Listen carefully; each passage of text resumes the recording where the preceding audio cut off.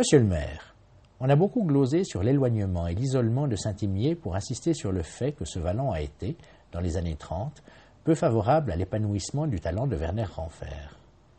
Mais si Ranfer revenait parmi nous, reconnaîtrait-il son cher vallon? Eh bien, pour répondre à la question, il est évident qu'il ne reconnaîtrait pas son cher vallon, comme il ne reconnaîtrait pas le monde dans lequel il a vécu, tellement tout est différent, tout a changé. Ce qui demeure, c'est peut-être la force de son écriture, bien entendu, mais la façon de vivre et de se comporter est tellement différente. Et puis pour la première partie de votre question, je ne sais pas si c'est le vallon qui a mal reconnu le talent de Ranfer. Il s'était essayé à Paris sans avoir été considéré.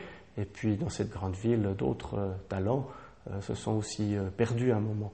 Donc il n'est pas certain que ce soit simplement la faute du vallon de Saint-Imier.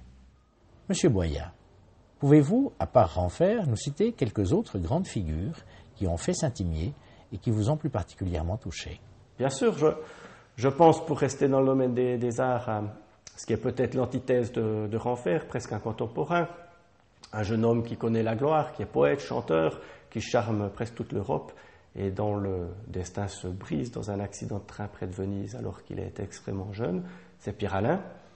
Et puis j'ai en tête deux contemporains presque de la fin du XXe siècle. Tout d'abord un acteur de cinéma, Bernard Born, qui participe à plusieurs films à Paris, et puis qui à Saint-Imier réveille la culture en créant le centre de culture et de loisirs et en y faisant défiler les plus grands.